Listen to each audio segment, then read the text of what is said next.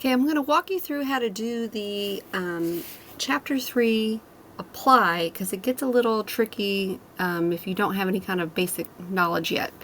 So for what you're going to do is you're building this kind of page. So in my GitHub that I've gotten from Cengage here for Chapter 3, I have the opening page that they give you, which is the index. This is the companion site that goes with the book where it shows you all the steps. And what we're going to do is be building a page like this, where I have a title, I have a page, some links, and some numbered items.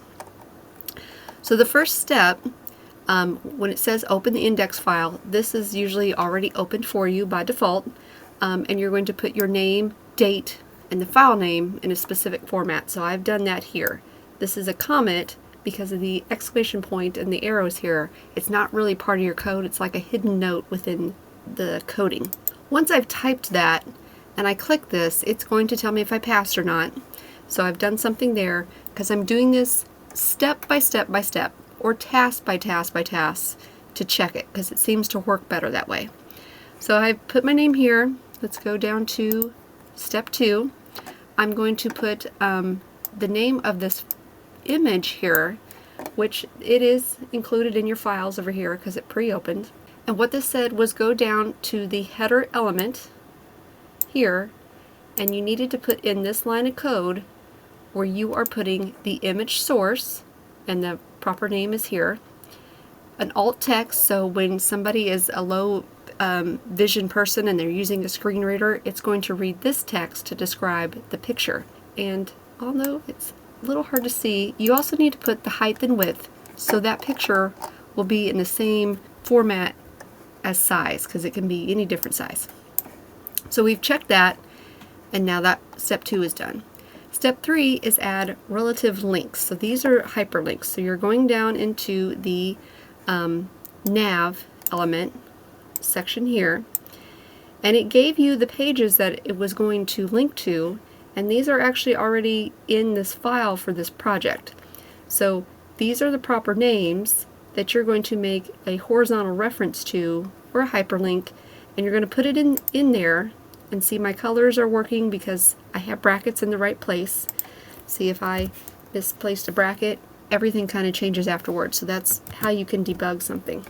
And don't forget to put the closing tag on these, because if these are missing, things start doing a little weird stuff. So you do need the closing brackets here. So let's jump to step 4. This one is where it gets a little tricky.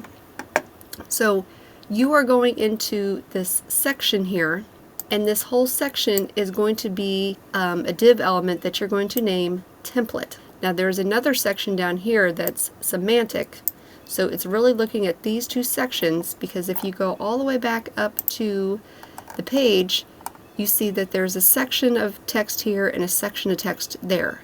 So that's really what we're looking for at this point when we get to putting the template. So now step 6 is, in this div of template, you want things to have bullet points, which are an ordered list, OL, and line items that are the bullet points. So this is where you need to make sure you have the OL and everything's nested between the opening and closing brackets. You have all your line items, and they are within an open and closed bracket. And it's easy to just copy this and paste it to here, because they were paragraph elements first. Now line 7, you're going to go down to, you're looking for this link here. So this right here, we need it to be a link. And so what we're going to do here is, we don't want the whole thing to be a link, which is really what we did up here, because these are short. This is words within the sentence we want to be a link. So we don't want visit. However, we do want W3 schools to be. So we start putting in our horizontal reference. Now we need to close that right there, and I want it to be like that. So now this is a link, just like these are a link, and the color's matching, so we're doing good, and we're going to check it. Okay, so this one worked. Let's jump to step 5. We're going to change these paragraph elements that are in this div to have different opening closing brackets, so description terms. So this is now going to become a description term, and I need the other end to also be description term. So we're going to copy this on all of these as a description term here. And we need the closing bracket to match. Now we need to change the description definition to the items that are underneath the description terms. So instead of a paragraph, we're going to have DD. And we need to close DD as well. Okay, let's move on to the next task. Now we're going to wrap this section here into a description list. So we're going to pop one in a description list. Pops up there. We need to put that one at the bottom. Now that that one's done, this one we're going to edit something we've done before. This is actually a more specific link. So I'm going to just copy that link address and put that here. Now let's go to the next task. We need to go up to this and give it a header 3 size and make sure you have the closing bracket. Now we need to put our student name down here.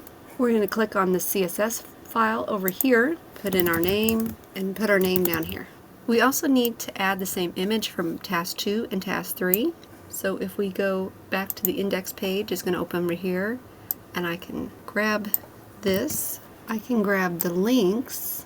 Okay, let's go to the last task. We're going to get the HTML file and put our names and the same steps again. I opened it, but it came over here. I'm going to drag this here. Put a name, file name, and date. We're going to take the image again. We're going to put it under this. We also need the paragraph and the links again, and the footer needs our name. And lastly, we're doing the exact same things for the JS file. So I'm going to open this here. I'm going to drag it over, put a name. I want the image link again. I want it to go right under this header. I want the links as well, and I want my name down here. Now all of my tasks are green. I can calculate my grade, and then I can click submit. Now my grade has been calculated based on all the small tasks. It has submitted my score to Cengage so the instructor can put it in the gradebook. However, these two do take a very long time because GitHub seems to be a little slow. But at least this shows you how you work through these tasks in GitHub and submit your score.